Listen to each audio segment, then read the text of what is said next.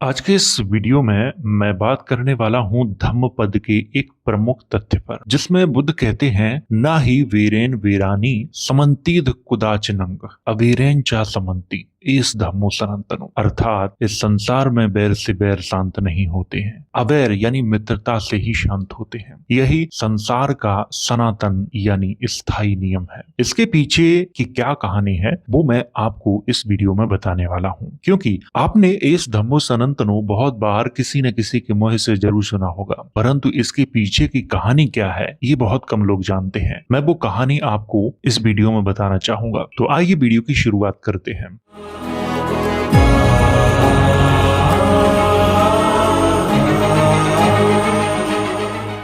इसका नाम है धम्मपद, गाथा और कथा। इसमें बहुत ही सरल रूप में समझाया गया है। और ये धम्मपद किसका भाग है वो मैं आपको आगे दिखाता हूँ। धम्मपद खुद्दक निकाय का भाग है, ये यहाँ पे लिखा हुआ है, ये आपको ध्यान रखना है। इसमें 1 से लेकर 26 बग्गों यानी वर्गों की चर्चा की गई है, जैसे यमक बग्गो यानी वर्ग, अपमाद, चित्त, पुफ, बाल, पंडित, अरहंत, सहस, पाप, दंड, जरा, अत, लोक, बुद्ध, सुख, पिय, कोध, मल, धम्म, यज्ञ, पकिण, निरय, नाग, तणहा, भिक्षु, ब्राह्मण, इतने वर्गों की इसमें चर्चा की गई है। और मैं जिस कहानी को आपको सुनाने वाला हूँ उसकी चर्चा यमक बग्गो में की गई है। यहाँ पर वेदना के बारे में थोड़ी सी बात करते हैं, क्योंकि इस शब्द को लेकर आजकल बहुत सारे लोग गलत फहमी में हैं। वेदना, वेद, ये क्या है? क्योंकि यहाँ पे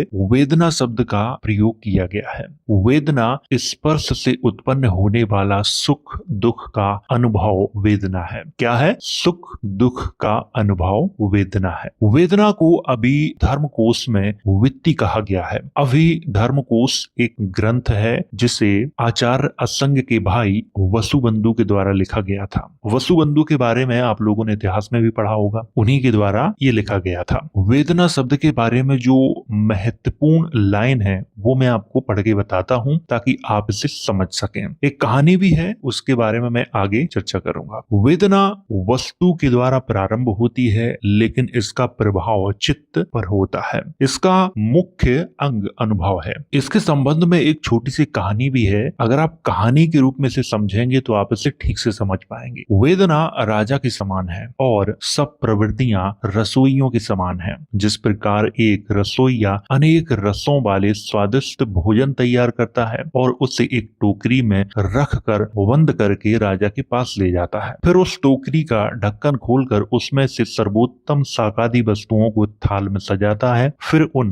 वस्तुओं में से वह देखने के लिए एक पात्र में लेकर चखता है कि उनमें कोई दोष तो नहीं है, और तत्पश्चात विभिन्न स्वादिष्ट रसों से युक्त भोजन राजा के सम्मुख यानी सामने प्रस्तुत करता है। राजा स्वामी होने के कारण और साथ ही तेजस्वी और दक्ष होने के कारण इच्छा अनुसार उन वस्तुओं में से जो कुछ पसंद करता है अथवा जिस वस्तु की उसे इच्छा होती है उसको ग्रहण करता है और रसास्वादन करता है। रसास्वादन का अर्थ होता है रस का स्वाद लेना। इसी प्रकार रसोइयों के द्वारा भोजन चखने की क्रिया के संबंध में यह कहा जा सकता है कि अन्य प्रवृत्तियों के द्वारा थोड़ा रसास्वाद खंड के रूप में इन वस्तुओं का किया जाता है। जैसे रसोइया भोजन के थोड़े से हिस्से को चखता है, उसी प्रकार अन्य प्रवृत्तियां वस्तु विशेष के केवल थोड़े से रस से स्वाद ग्रहण कर लेती हैं। जिस प्रकार महाराजा सर्वाधिकारी महामहिम स्वामी एवं रस ज्ञान में दक्ष होने के कारण इच्छा अनुसार वस्तुओं को ग्रहण करता है, उसी प्रकार वेदना यानी अनुभूति सब वस्तुओं की स्वामी होने के कारण वस्तुओं का पूर्ण रूपेण रसास्वाद करती है। अतः यह कहा जाता है कि रसास्वाद और अनुभूति वेदना की क्रिया है। वेदना को द्विविध त्रिविध प्रकार का कहा गया है। यहाँ पर थोड़ा मैं आपको समझाना चाहूंगा। द्विविध का मतलब होता है दो प्रकार, त्रिविध का मतलब होता है तीन प्रकार। जब भी ये शब्द लिखा हुआ मिलता है तो इसका जो अनुवाद है वो अनुवाद क्या कर देते हैं, दो वेद और तीन वेद। यहाँ से कंफ्यूजन चालू हो जाता है। ये गलती किसकी है, अनुवादकारों की, क्योंकि उनके दिमाग में वही चलता है जो बचपन से उन्होंने सुना और सीखा होता है। वास्तव में जिसकी चर्चा यहाँ द्विविध त्रिविध के रूप में की गई है वो एक अलग चीज है, वेदना के रूप है वो। इस बात को समझने में बहुत सावधानी बरतनी पड़ती है, लेकिन जहां तक मैंने देखा है अनुवादकार सावधानी नहीं बरतते बल्कि सीधा शब्द लिख देते हैं दो वेद तीन वेद, जबकि ऐसा नहीं है। वेदना यानी अनुभूति के रूप हैं, उन्हीं को द्विविध त्रिविध कहा गया है। वेदना से तृष्णा उत्पन्न होती है यानी इच्छा उत्पन्न होती है, ये भी आपको ध्यान रखना है। तो यहाँ से आप ये समझ गए होंगे कि वेदना क्या है, क्योंकि वेदना शब्द की इसमें चर्चा की थी। मैंने सोचा आपको बताना बहुत जरूरी है। अब बात करते हैं उस कहानी पर जिसका आप लोगों को इंतजार है। ना ही वेरेन वेरानी समंतीद कुदाचिना अवेरेन चा समंती इस धम्मो सनातनो, इसके पीछे की क्या कहानी है उसके बारे में बात करते हैं। पेज नंबर है 77, आप इसे स्वयं पढ़ सकते हो। गाथा और कथा। बौद्ध साहित्य में कथा आती है कि किसी समय एक गृहस्थ था, उसकी पत्नी के कोई संतान नहीं हुई थी। पत्नी के बांझपन के कारण बाद में उसने क्या किया कि दूसरा विवाह कर लिया। अब उसकी दो पत्नियां हो गईं, दोनों में बनती नहीं थी, वे एक दूसरे से जलती थी, उनमें डाह थी। डाह का मतलब होता है उनमें जलन थी, ईर्ष्या थी। पहली औरत दूसरी औरत के गर्भपात का कारण बन गई, यानी पहली औरत को बच्चा नहीं हो रहा था इसीलिए तो उसने दूसरी शादी की। बस क्या था, उन दोनों में एक लंबे झगड़े की बुनियाद पड़ गई। वे एक दूसरे की वैरी हो गईं। मरने के बाद वे अगले जन्म में मुर्गी और बिल्ली की योनि में जन्मी। उस योनि के पूरा होने के बाद वे हिरण और तेंदुए के रूप में पैदा हुई। उनका वैर जन्म जन्मांतर चलता रहा। एक बार फिर उनमें से एक ने साउथी यानी श्रावस्ती के एक प्रतिष्ठित परिवार में जन्म लिया। किसने लिया, एक ने। और दूसरी ने यक्षिणी काली, जिसे काल यक्षिणी के नाम से भी वर्णित किया गया है, उसके रूप में जन्म लिया। यानी एक ने तो एक अच्छे परिवार में जन्म लिया और दूसरी ने एक यक्षिणी के रूप में जन्म लिया। जिसने प्रतिष्ठित परिवार में जन्म लिया था उसको बच्चा हुआ, दूसरी गुस्से से उसके पीछे पड़ गई। उसे मालूम हुआ सम्यक संबुद्ध ज्ञानी है, ध्यानी है, पारमिता पार अंतर्यामी है। वे निकट ही जैतवन बिहार में धर्म प्रविचय कर रहे हैं, यानी धर्म की जांच पड़ताल कर रहे हैं। वह उनकी शरणागत बनना चाहती थी, अपने बच्चे की रक्षा करना चाहती थी। कौन, जिसको बच्चा पैदा हुआ था वो। वह दौड़ी दौड़ी जैतवन बिहार गई, प्रविष्ट हुई और भगवान के सामने अपने पुत्र को रख दिया। काली भी उसके पीछे पीछे भागती हुई जैतवन पहुंची, उसे प्रवेश नहीं मिला। द्वारपाल ने उसे रोक लिया। तथागत सब जान चुके थे, वे उनके वैर की अग्नि को शांत करना चाहते थे। सितिभूत सम्यक संबुद्ध ने काली को भी अंदर बुलाया। दोनों को उनके पूर्व से चले आ रहे लंबे कलह का भेद बताया। उनके जन्म जन्मांतर की बीते भव सागर की यात्रा को उनके सामने रखा। वे कैसे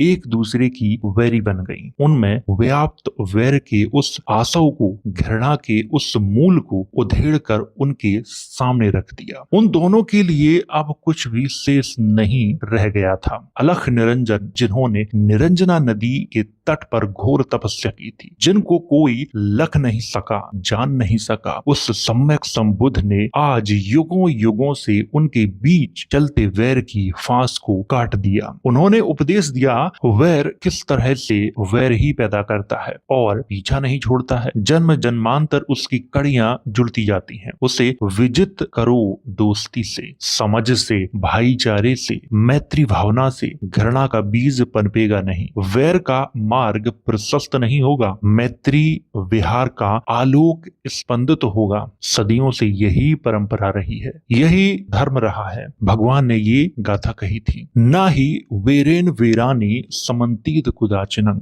अवेरेन चा समंती इस धम्मो सनातनो, अर्थात इस संसार में वैर से वैर शांत नहीं होते, अवैर यानी मित्रता से ही शांत होते हैं। यही संसार का सनातन यानी स्थायी नियम है। अब ये कहानी आपको यहाँ से समझ में आई, इसके पीछे क्या कारण था वो भी आपको समझ में आया होगा। एक तथ्य और है जिसकी मैं यहाँ पे चर्चा जरूर करना चाहूँ। चाहूंगा जो आप लोगों ने बहुत सुना है, वो है अलख निरंजन। ये किसको कहा गया है? बुद्ध को कहा गया है, क्योंकि उन्होंने निरंजना नदी के तट पे तपस्या की थी, इसीलिए उनको अलख निरंजन कहा जाता है। अब अलख निरंजन कौन कहता है? ये तो आप लोगों ने खूब सुना होगा। अलख निरंजन कौन से धर्म के साधु कहते हैं, ये भी आप अच्छे से जानते हैं, मुझे बताने की कोई आवश्यकता नहीं है। और इसको सबसे ज्यादा प्रचारित किसने किया था? गुरु गोरखनाथ ने। इसीलिए मैंने आपसे कई बार कहा है कि जो नाथ संप्रदाय है वो बौद्ध धर्म का ही एक संप्रदाय है, उनके ग्रंथों को पढ़ो। और मैं आज फिर से ये बात कहता हूँ कि जो वैदिक हैं, सनातनी हैं, वो कोई और नहीं है बल्कि महायान शाखा के ही लोग हैं। नाम बदल लेने से